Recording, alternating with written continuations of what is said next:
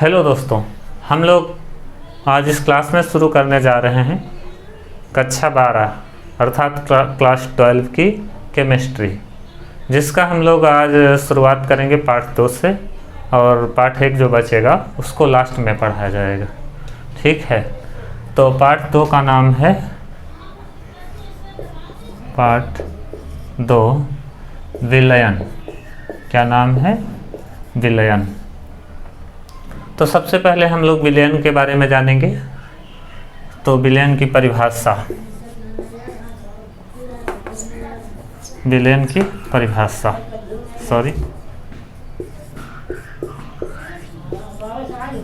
विलयन। तो विलयन क्या होता है? दो या दो से अधिक पदार्थों के समांगी मिश्रण को, दो या दो से अधिक पदार्थों के समांगी मिश्रण को विलयन कहते हैं। दो या दो से अधिक पदार्थों के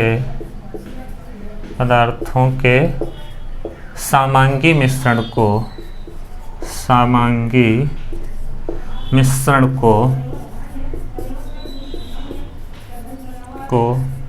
विलयन कहते हैं। विलयन कहते हैं। समांगी मिश्रण को क्या कहते हैं? विलयन कहते हैं। तो विलयन, अच्छा, समांगी मिश्रण का मतलब होता है दो ऐसे पदार्थ या दो से अधिक ऐसे पदार्थ मिलें जो मिल करके आपस में एक प्रवस्था बना लें, केवल एक फेज हो जाए। प्रवस्था का मतलब फेज होता है, PHASE, फेज।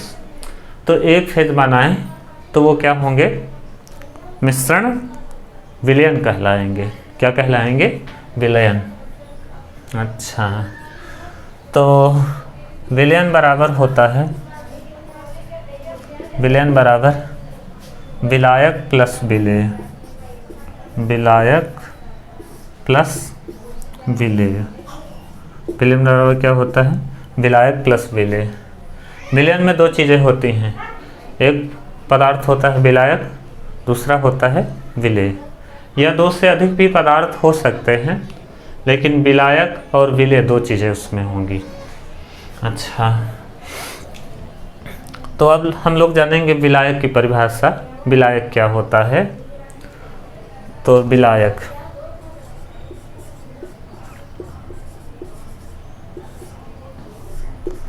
क्या होता है? वह पदार्थ जिसकी भौतिक अवस्था या मूल भौतिक अवस्था विलयन जैसी होती है। वह पदार्थ जिसकी मूल भौतिक अवस्था विलयन जैसी होती है, विलायक कहलाता है। वह पदार्थ जिसकी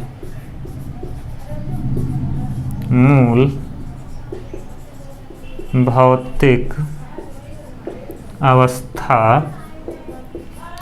भौतिक अवस्था विलयन जैसी होती है, विलयन जैसी होती है, विलायक कहलाता है। क्या कहलाता है? विलायक कहलाता है। याद हो जाए परिभाषा तब लिख लीजिएगा। वह पदार्थ जिसकी मूल भौतिक अवस्था विलयन जैसी होती है, विलायक कहलाता है। तो हम लोग विलायक की परिभाषा पढ़ लिए और जान गए कि विलायक वह पदार्थ होता है जिसकी मूल भौतिक अवस्था विलयन जैसी होती है, विलायक कहलाता है। और विलेय भी जान लेते हैं यहीं पर। विलेय, विलेय। अच्छा, विलेय क्या होता है? जो पदार्थ किसी विलयन में घुल जाता है, अर्थात वह अपनी भौतिक अवस्था को खो देता है, उसे हम लोग क्या कहते हैं? विलेय कहते हैं। वह पदार्थ जो अपनी मूल भौतिक अवस्था खो देता है, विलयन बनने के बाद मूल भौतिक अवस्था को क्या करे? खो दे, तो वो क्या कहलाता है? विलेय कहलाता है। जैसे हम लोग पानी को चीनी में घोलते हैं तो चीनी विलेय होती है क्योंकि कम मात्रा में होती है, और दूसरी चीज़ ये है कि चीनी ठोस होती है, जब पानी में घोलते हैं तो द्रव की अवस्था में आ जाता है विलयन। ठीक है, तो चीनी ने क्या किया, अपनी भौतिक अवस्था खो दी, ठोस से वो द्रव में बदल गया। तो विलय क्या होता है, वह पदार्थ जो अपनी मूल भौतिक अवस्था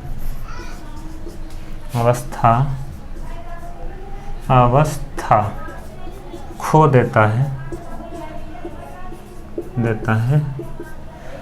देता है वह पदार्थ जो अपनी मूल भौतिक अवस्था खो देता है, विलय कहलाता है।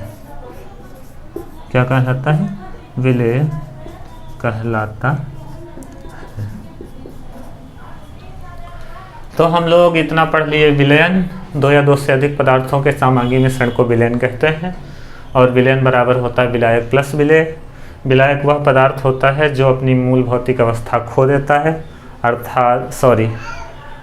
विलायक वह पदार्थ होता है जिसकी मूल भौतिक अवस्था विलयन जैसी होती है। क्या कहलाता है, विलायक कहलाता है। विलय क्या होता है, वह पदार्थ जो अपनी मूल भौतिक अवस्था को खो देता है, वो क्या कहलाता है, विलय कहलाता है। इसके आगे हम लोग पढ़ेंगे विलयनों के प्रकार। क्या पढ़ेंगे, विलयनों के प्रकार। तो आगे पढ़ते हैं विलयनों के प्रकार।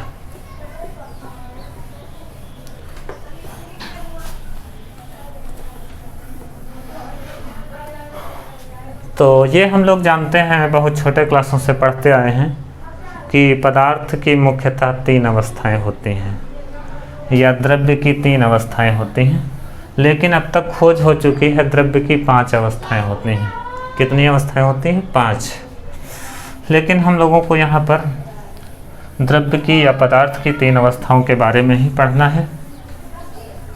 और 3 अवस्थाओं के आधार पर ही, पदार्थ की 3 अवस्थाओं के आधार पर ही विलयन कुल 9 प्रकार के होते हैं। विलयन कितने प्रकार के होते हैं, 9 प्रकार के होते हैं। अच्छा, तो विलयनों के प्रकार, विलयनों के प्रकार। तो विलयनों के प्रकार क्या होता है, पदार्थ की मुख्य 3 अवस्थाओं के आधार पर विलयन कुल 9 प्रकार के होते हैं।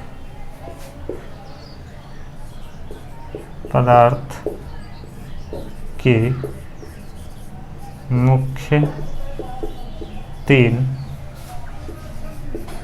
अवस्थाओं के आधार पर,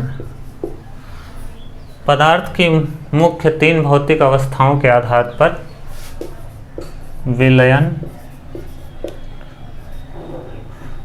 9 प्रकार के होते हैं। 9 प्रकार के होते हैं। कितने प्रकार के होते हैं, 9 प्रकार के होते हैं। देखो, पदार्थ की 3 अवस्थाएं होती हैं, ठोस,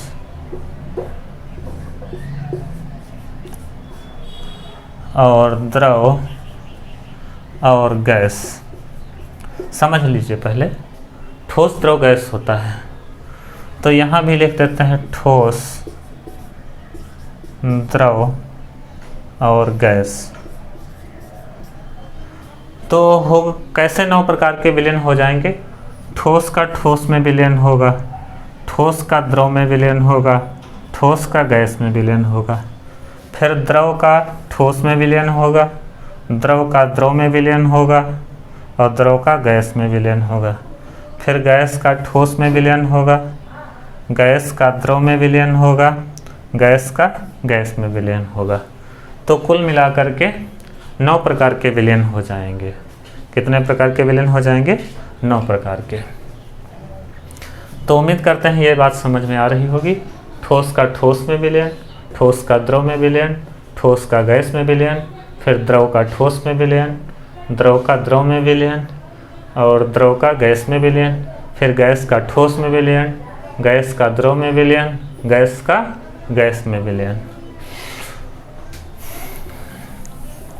9 प्रकार के कुल विलयन हो जाएंगे ना, 9 प्रकार के विलयन हो जाएंगे। नंबर 1, ठोस का ठोस में विलयन।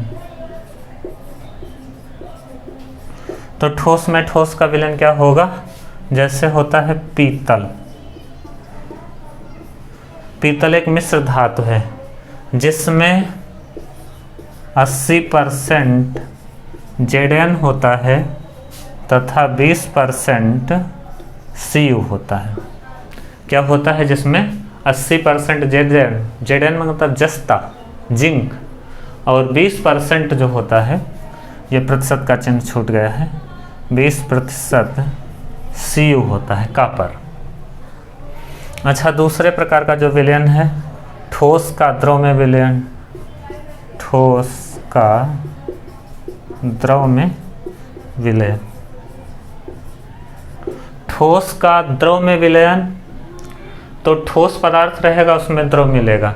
जैसे आप देख लीजिए नमक का जल में विलयन। नमक ठोस है, जल में घुलेगा, तो ये होता नमक का जल में विलयन। ये उदाहरण हो गया। फिर दूसरा है, दूसरा क्या, तीसरा नंबर, ठोस का गैस में विलयन। ठोस का गैस में विलयन क्या होगा? जैसे धुआं है, धुआं में क्या होगा? धुआं में होता है आपका कार्बन और प्लस वायु। कार्बन ठोस होता है, वायु क्या होती है? गैस की अवस्था में होती है। धुआं, इसमें क्या होता है? कार्बन तथा वायु। ठीक है। और चौथे प्रकार का जो विलयन होगा वो क्या होगा? द्रव का ठोस में विलयन। द्रव का ठोस में विलयन। द्रव का ठोस में विलयन क्या हो जाएगा? द्रव रहेगा और ठोस रहेगा। तो जैसे जैली है, क्या है? जैली। ठोस पदार्थ घुला रहता है द्रव में, ठीक है, जैली में। फिर क्या होगा? द्रव का द्रव में। द्रव का द्रव में विलयन। तो जैसे मदिरा है, शराब। मदिरा में क्या होता है? एल्कोहल तथा जल होता है। तो एल्कोहल भी द्रव है और जल भी द्रव है, मदिरा हो गया। अच्छा, अब हम लोग आगे देखेंगे, 5 हो गए। छठे प्रकार का क्या होता है? द्रव का गैस में विलयन। द्रव का गैस में विलयन। गैस में विलयन। ये जैसे क्या हो गया? जलवाष्प। जलवाष्प में क्या होता है? मतलब कि द्रव और गैस। द्रव का मतलब पानी और पानी और वायु होती है। पानी और वायु होती है, तो ये जलवाष्प बनता है। ठीक है। अच्छा, फिर 5-6 प्रकार के विलयन हम पढ़ चुके हैं, और 7वें प्रकार का विलयन जो होगा वो होगा हमारा, कौन सा होगा? द्रव का गैस में हो चुका है। अब क्या होगा? गैस का ठोस में। गैस का ठोस में विलयन। गैस का ठोस में जो विलयन होता है भैया, वो होता है हाइड्रोजन गैस तथा पैलेडियम धातु, Pd 47 नंबर पे आती है। तो हाइड्रोजन गैस H2 और प्लस Pd धातु का जो मिश्रण है,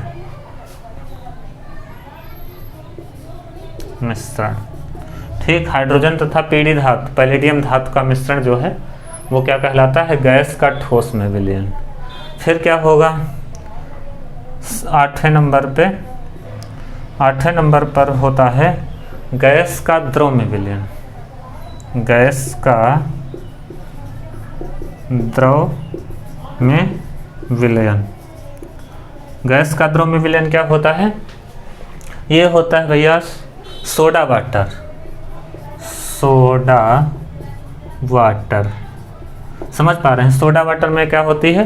कार्बन डाइऑक्साइड द्रव पानी में घुली होती है, ठीक है, तो ये सोडा वाटर हो जाएगा। फिर 9वें प्रकार का जो विलयन होता है वो गैस का गैस में विलयन।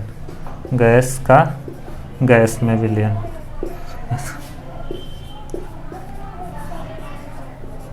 गैस का गैस में विलयन क्या होगा? जैसे वायु है, वायु में आप लोग जानते हैं कई गैसें हैं और गैसें मिल करके नाइट्रोजन, ऑक्सीजन और कुछ मात्रा में हाइड्रोजन भी होती है। 0.03% कार्बन डाइऑक्साइड होती है। तो यह सभी मिल करके क्या बनाती हैं? वायु बनाती हैं। तो वायु का वायु में मिश्रण हो गया, ठीक है। तो ये कुल मिला करके 9 प्रकार के मिश्रण 9 प्रकार के विलयन हो गए। कुल मिला के 9 प्रकार के क्या हो गए? विलयन हो गए। ये कहीं पर मिश्रण बोल दिया है तो इसके लिए सॉरी। ये सब क्या है? हम लोग विलयन पढ़ रहे हैं। ये मिश्रण तो होते हैं लेकिन सामंगी मिश्रण होते हैं।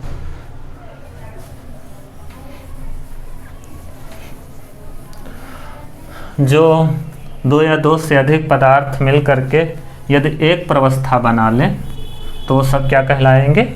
विलयन कहलाएंगे। अच्छा, ये 9 प्रकार के जो विलयन हमारे हैं वो या तो सांद्र विलयन होंगे या फिर तनु विलयन होंगे, या आप पहले ऐसे भी कह सकते हो तनु या सांद्र विलयन होंगे। ये जो भैया 9 प्रकार के हमारे विलयन हैं या तो वो तनु विलयन होंगे। तनु मतलब पतले, अर्थात उनकी सांद्रता कम होगी तो उसको तनु विलयन कहेंगे। और या तो हमारे वो विलयन क्या होंगे? सांद्र होंगे, जिसमें विलय की मात्रा अधिक होगी उसको हम लोग क्या कहेंगे? सांद्र विलयन कहेंगे। अच्छा, तो हम लोग यहाँ पे परिभाषा पढ़ेंगे तनु विलयन की। किसकी परिभाषा पढ़ेंगे? तनु विलयन। तनु डाल्यूट, तनु विलयन।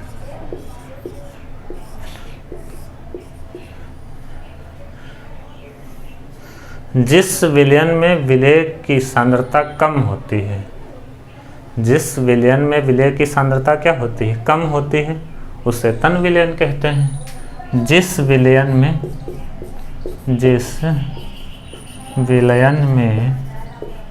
विलय की सांद्रता मतलब गाढ़ापन, कंसंट्रेशन, सांद्रता कम होती है,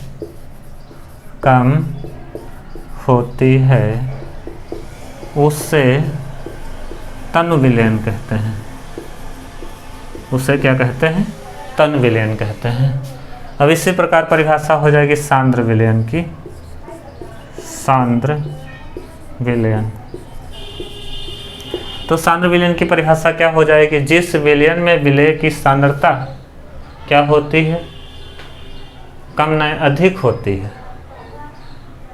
जिस विलयन में विलय की सांद्रता अधिक होती है उसे क्या कहेंगे? सांद्र विलयन कहेंगे। जिस विलयन में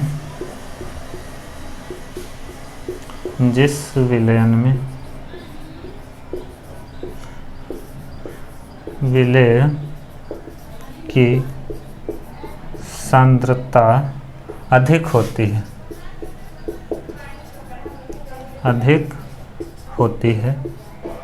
विलय की क्या होती है? सांद्रता अधिक होती है, उससे सांद्र विलयन कहते हैं। सांद्र विलयन कहते हैं।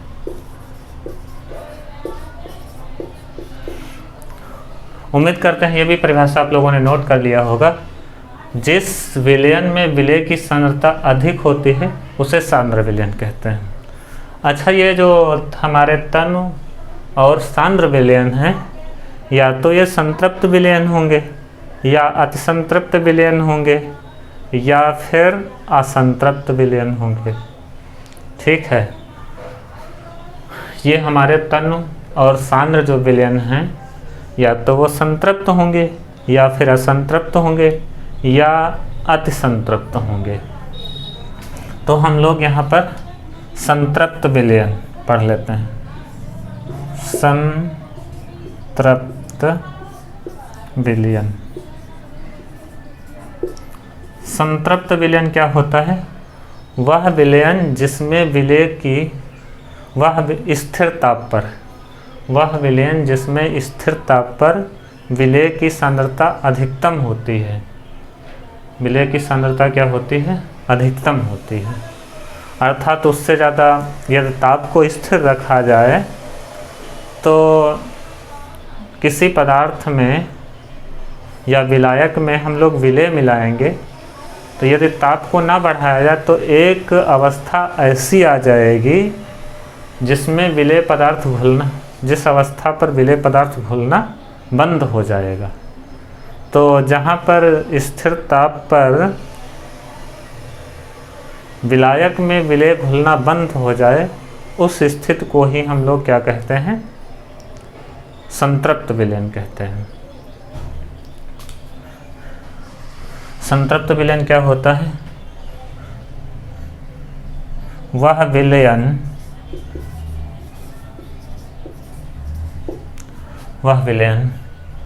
जिसमें विलेय की वह विलयन जिसमें विलेय की अधिकतम मात्रा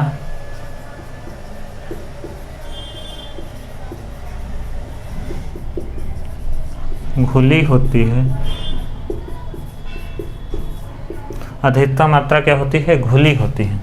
इससे ज़्यादा हम घोल नहीं सकते। ठीक है, तो वह विलयन जिसमें विलेय की अधिकतम मात्रा घुली होती है संतृप्त विलयन कहलाता है।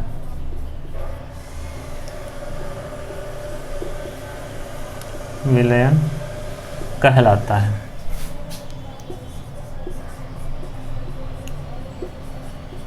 लेकिन एक बात इसमें और भी ध्यान रखना है, ताप को स्थिर रखा जाएगा। क्योंकि मान लो कि किसी पदार्थ में या विलायक में कोई पदार्थ घोला जाता है विलेय, तो वो क्या करता है? ऊष्मा को अवशोषित करता है और पदार्थ यदि ठंडा हो जाएगा तो उसमें घुलनशीलता जो है थोड़ी बहुत कम पड़ जाएगी। तो इसमें ताप को भी स्थिर रखा जाता है। ठीक है, ये भी परिभाषा सही है। वह विलयन जिसमें विलेय की मात्रा अधिकतम घुली हो संतृप्त विलयन कहलाता है। लेकिन ये क्या होता है? स्थिर ताप पर।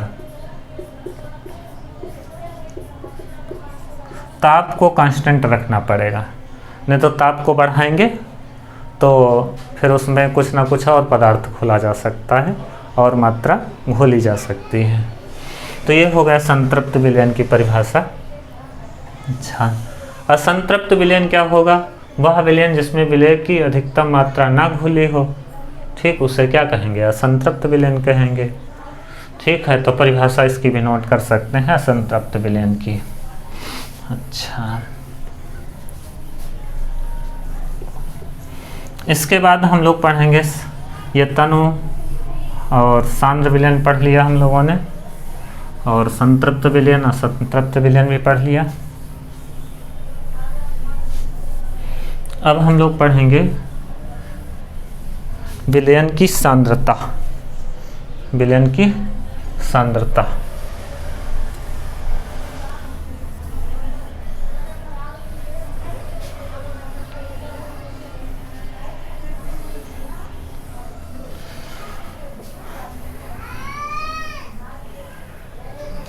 विलयन की सांद्रता। तो विलयन की सांद्रता क्या होता है?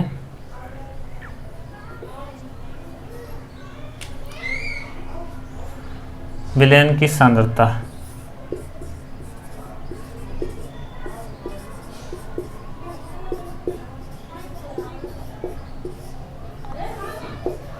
सांद्रता ये होता है किसी विलयन में जो गाढ़ापन होता है किसी विलयन का, उसको ही हम लोग क्या कहते हैं, विलयन की सांद्रता कहते हैं। क्या कहते हैं, विलयन की सांद्रता। तो गाढ़ापन किसी भी पदार्थ का या गाढ़ापन जो होता है उसको हम लोग क्या कहते हैं, विलयन की सांद्रता कहते हैं। अच्छा,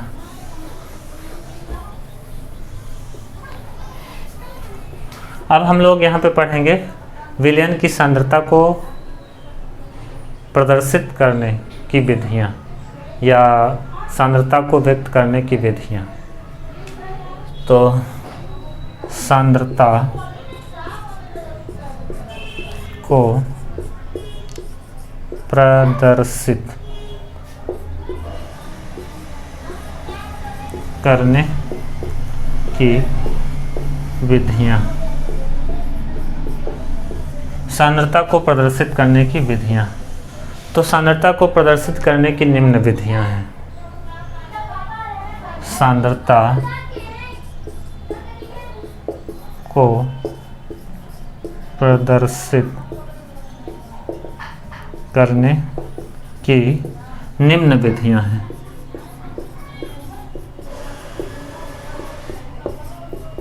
क्या है, निम्न विधियाँ हैं। सांद्रता को प्रदर्शित करने की निम्न विधियाँ हैं। नंबर 1 हम लोग पढ़ेंगे सांद्रता को, पहली विधि जो प्रदर्शित हम लोग करेंगे इसको नंबर 1 ही, हाँ चलो रोमन अंक में नहीं ऐसे, अच्छा चलो 1 ही लिख देते हैं। अच्छा, सांद्रता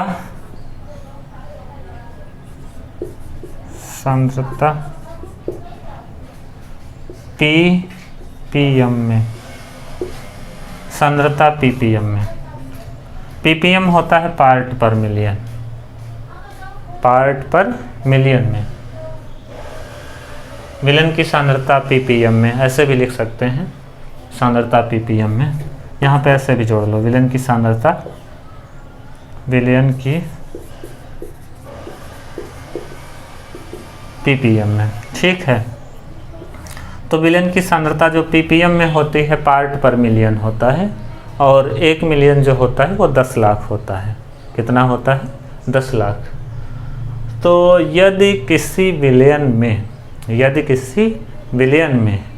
विलेय की अल्प मात्रा घुली हो, तो इसके सांद्रता को व्यक्त करने के लिए हम पार्ट पर मिलियन का उपयोग करते हैं। अर्थात ऐसे भी कह सकते हैं, तब विलयन की जो सांद्रता है, यदि किसी विलयन में विलेय की अल्प मात्रा घुली हो तो विलयन की सांद्रता को पार्ट पर मिलियन में व्यक्त करते हैं। ठीक है। यदि जब किसी, या आप ऐसे कह दो, जब किसी विलयन में विलेय की अल्प मात्रा घुली होती है, विलेय की क्या होती है, अल्प मात्रा घुली होती है, क्या होती है, अल्प मात्रा घुली होती है, तो विलयन की सांद्रता को, तो विलयन की सांद्रता को, विलयन की सांद्रता को ppm पार्ट पर मिलियन, पार्ट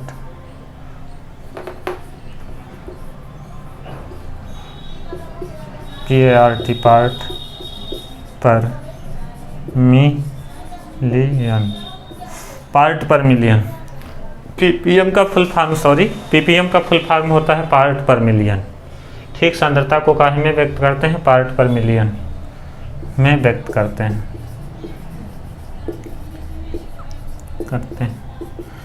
ppm में सांद्रता, ppm में सांद्रता, यह सूत्र होता है भैया। ppm में सांद्रता जो होती है, विलेय का भार ग्राम में बटे विलयन का भार ग्राम में। ये होता है सूत्र, विलय का भार, वो भी ग्राम में, काहे में, ग्राम में रहेगा, बटे विलयन का भार ग्राम में, भार ग्राम में, इंटू 10 लाख होता है ना, 10 लाख को लिखते हैं 10⁶ मिलियन, ठीक है। तो ppm में सांद्रता बराबर होता है विलय का भार ग्राम में अपान में विलयन का भार ग्राम में इंटू 10⁻⁶ होता है। क्योंकि पार्ट पर मिलियन है तो इसलिए हम लोग क्या करते हैं, मिलियन का मतलब होता है 1 के आगे 6 जीरो, तो लिख देते हैं 10⁶, ठीक। तो विलयन की सांद्रता ppm में हम लोग जान गए ऐसे व्यक्त करते हैं, जब किसी विलयन में विलय की अल्प मात्रा घुली होती है तो विलयन की सांद्रता हम लोग ppm में व्यक्त करते हैं, ठीक है। ppm में सांद्रता बराबर होता है विलय का भार ग्राम में बटे विलयन का भार ग्राम में इंटू 10⁶। तो नंबर 1 हम लोग समझ गए हैं, विलयन की सांद्रता व्यक्त करने के नंबर 1 विधि है ये, ठीक है। अब हम लोग दूसरी विधि पढ़ेंगे। ये जो सांद्रता के व्यक्त करने की पहली विधि हमने पढ़ी है सांद्रता ppm में, अब हम लोग दूसरी विधि पढ़ेंगे सांद्रता को नॉर्मलता के रूप में कैसे व्यक्त करते हैं। तो हम इसके आगे पढ़ेंगे विलयन की नॉर्मलता। क्या पढ़ेंगे, विलयन की नॉर्मलता।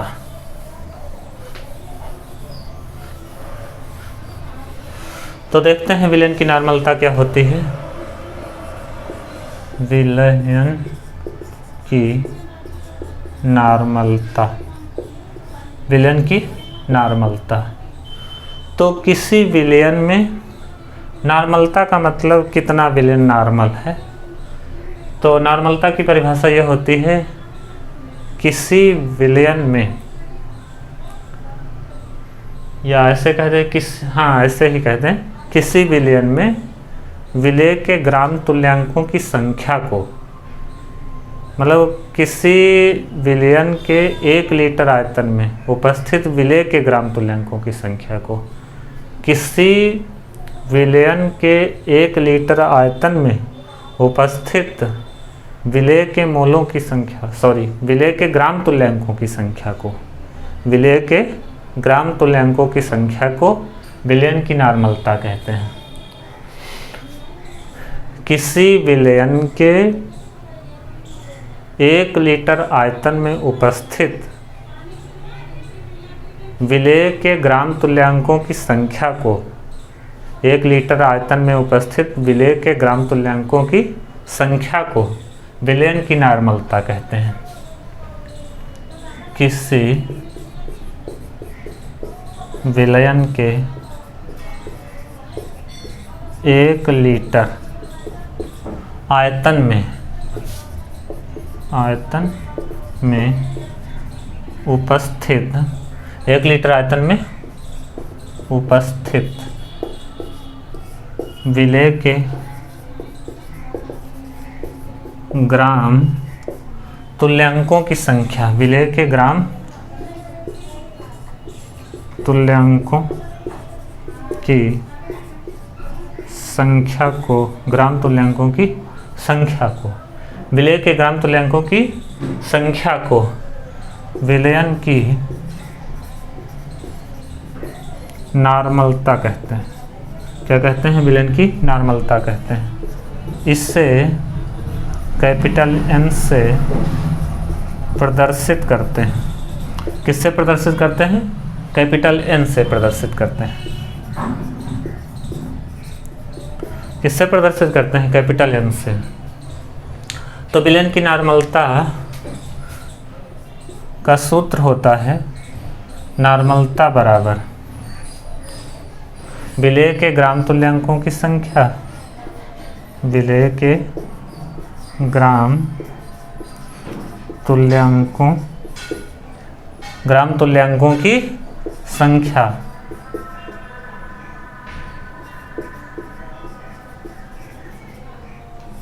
बटे में रहेगा विलयन का आयतन लीटर में, विलयन का आयतन लीटर में।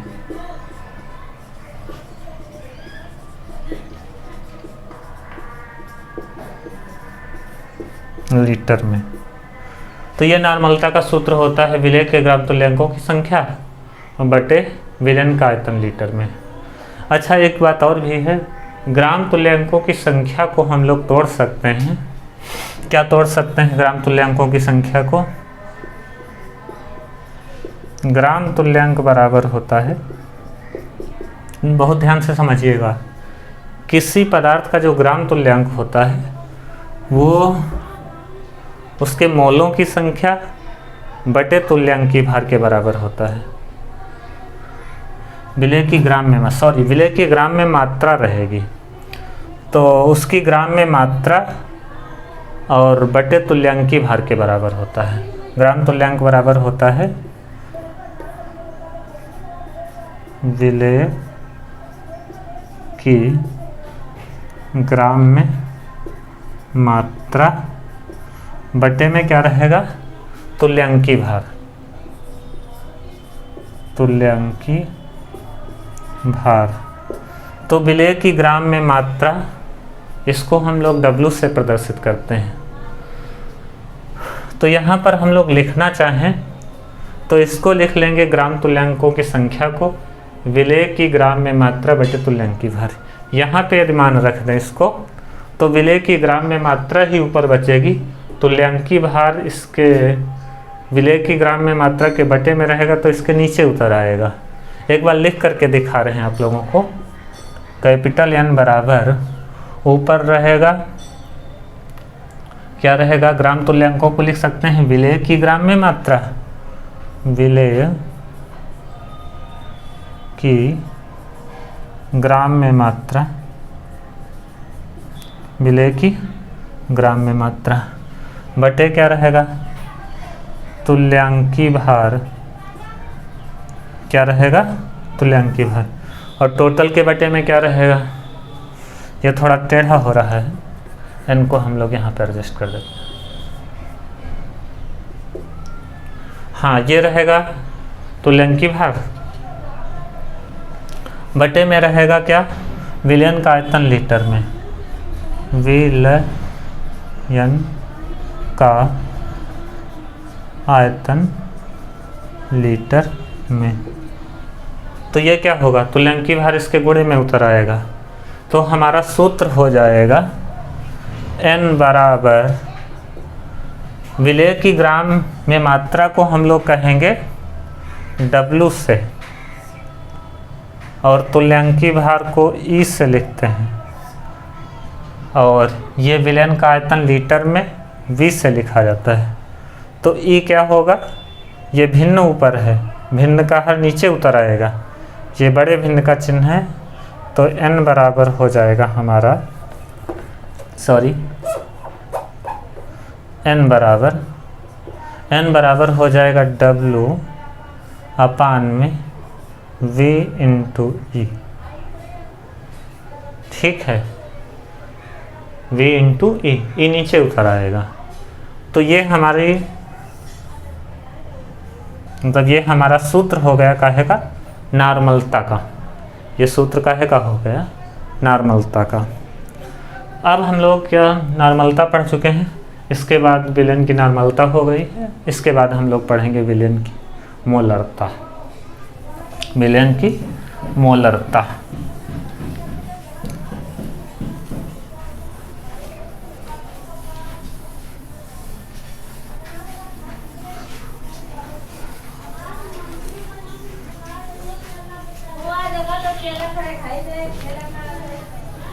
विलयन की मोलरता हम लोग पढ़ेंगे। क्या पढ़ेंगे? विलयन की मोलरता। विलयन की मोलरता देखो क्या होता है, ये तीसरी विधि है व्यक्त करने की। विलयन की मोलरता। विलयन की मोलरता क्या होता है? किसी विलयन के 1 लीटर आयतन में उपस्थित किसी विलयन के 1 लीटर आयतन में उपस्थित विलेय के मोलों की संख्या को विलयन की मोलरता कहते हैं। ठीक है, किसी विलयन के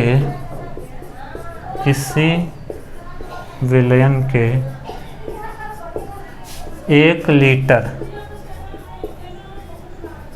आयतन, क्या 1 लीटर आयतन में उपस्थित 1 लीटर आयतन में उपस्थित विलेय के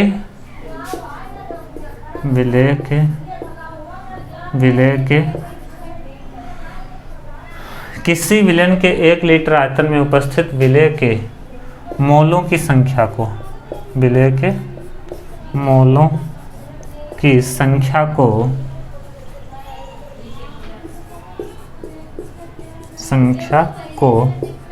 विलयन की मोलरता कहते हैं। क्या कहते हैं? विलयन की मोलरता कहते हैं।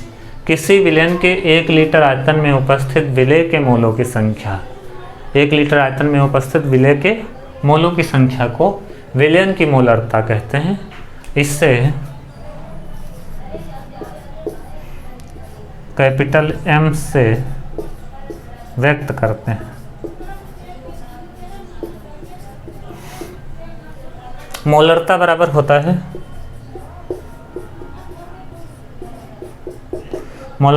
होता है विलेय के मोलों की संख्या बटे आयतन लीटर में। विलेय के मोलों की संख्या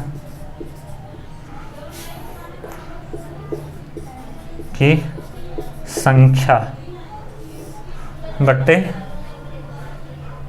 विलयन का आयतन लीटर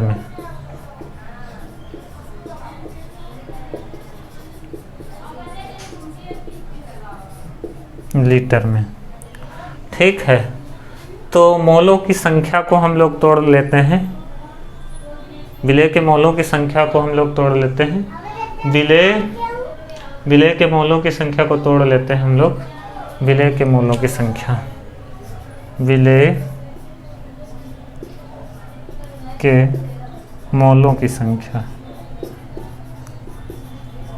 को हम लोग ऐसे निकालते हैं। विलेय के मोलों की संख्या को लिखते हैं विलेय की ग्राम में मात्रा बटे अणुभार। विलेय की ग्राम में मात्रा बटे अणुभार। विलेय की ग्राम में मात्रा बटे अणुभार। तो मोलरता जो होता है इसको M से व्यक्त करते हैं। तो हम लोग विलेय के मोलों की संख्या को क्या लिख लेंगे? विलेय के मोलों की संख्या को हम लोग लिख लेंगे विलेय की ग्राम में मात्रा, ये कैपिटल W रहता है। अणुभार को स्मॉल m से लिखते हैं। अणुभार को कहाँ से लिखते हैं? स्मॉल m से। ठीक है, तो मोलरता को हम लोग कैपिटल M से डिनोट करते हैं। विलेय की मोलों की संख्या को हम लोग लिख सकते हैं W अपान स्मॉल m। W अपान स्मॉल m और अपान में क्या हो जाएगा? आयतन लीटर में 20 से लिखते हैं। तो m नीचे उतर आएगा। m बराबर हो जाएगा W अपान स्मॉल m, ठीक है, इंटू V। इंटू क्या रहेगा? V रहेगा। तो ये मोलरता हो जाती है। ये नॉर्मलता और मोलरता दोनों की परिभाषा हम लोग पढ़ लिए हैं। अब इसके आगे पढ़ेंगे हम लोग, ये चौथी विधि इसके आगे पढ़ेंगे। चौथी विधि क्या होगी हमारी? विलयन का मोल प्रभाज। विलयन में विलेय और विलायक दोनों का मोल प्रभाज निकालेंगे। विलेय और विलायक का मोल प्रभाज, अर्थात विलयन का मोल प्रभाज नहीं निकलता है।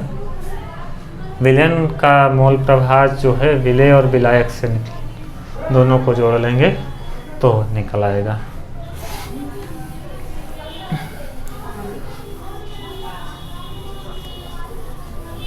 तो हम लोग क्या पढ़ेंगे, चौथी विधि मोल प्रभाज।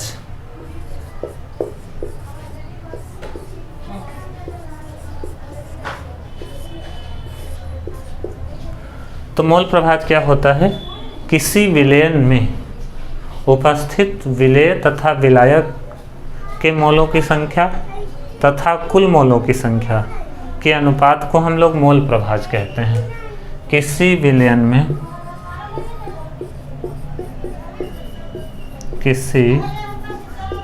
में विलेय या विलायक, किसी विलयन में विलेय या विलायक के मोलों की संख्या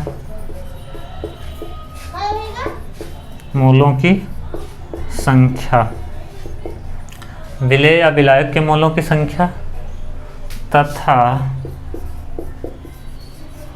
कुल मोलों की संख्या के अनुपात को, मोलों की संख्या के अनुपात को मोल प्रभाज कहते हैं। क्या कहते हैं, मोल प्रभाज, मोल फ्रैक्शन। तो ये मोल प्रभाज की परिभाषा रही। किसी विलयन में विलेय या विलायक के मोलों की संख्या तथा कुल मोलों की संख्या के अनुपात को क्या कहते हैं, मोल प्रभाज कहते हैं। अच्छा, इसके व्यक्त करने की कोई विधि नहीं होती है, वैसे जो है के से व्यक्त कर सकते हैं। अच्छा, तो यहाँ पर मान लेते हैं यदि किसी विलयन में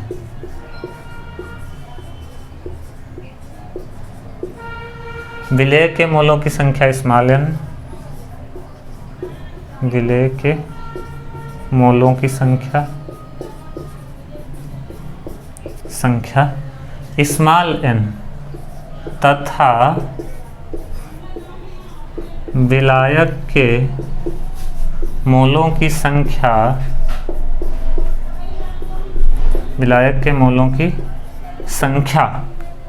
कैपिटल N हो तो क्या हो, कैपिटल N हो तो विलेय का मोल प्रभाज निकालेंगे। विलेय का मोल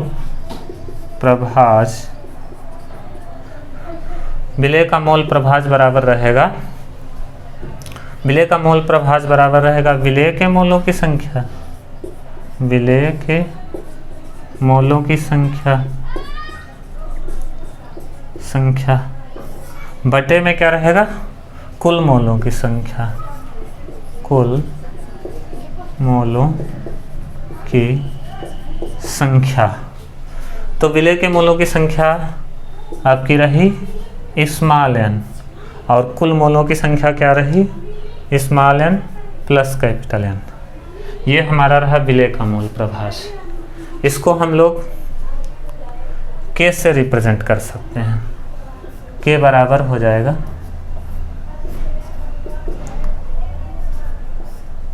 small n plus capital N। ठीक है, इसके बाद हम लोग लिख लेंगे विलायक का मोल प्रभाज।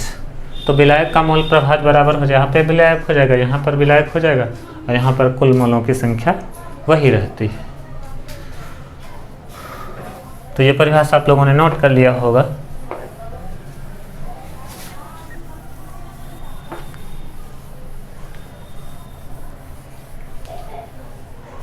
विलायक का मोल प्रभाज,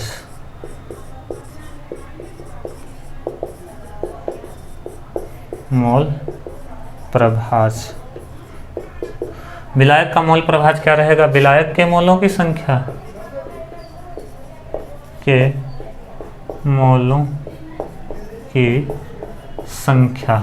विलायक के मोलों की संख्या बटे में क्या रहेगा, कुल मोलों की संख्या, कुल मोलों की संख्या।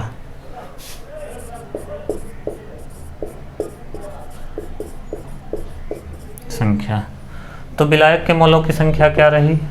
विलायक कैपिटल N है ना मोलों की संख्या, ये लिखा गया है। कहाँ पे लिखा गया है? विलायक के मोलों की संख्या कैपिटल N हो तो कैपिटल N अपान में small n plus capital N, इसको हम लोग K डैश से रिप्रेजेंट कर देंगे। अच्छा, K डैश और K जोड़ा जाए तो क्या आएगा? देख लीजिए, विलेय प्लस विलायक, या आप ऐसे लिख लीजिएगा, विलेय का मूल प्रभाज प्लस विलायक का मूल प्रभाज, विलेय का मूल प्रभाज प्लस विलायक का मूल प्रभाज।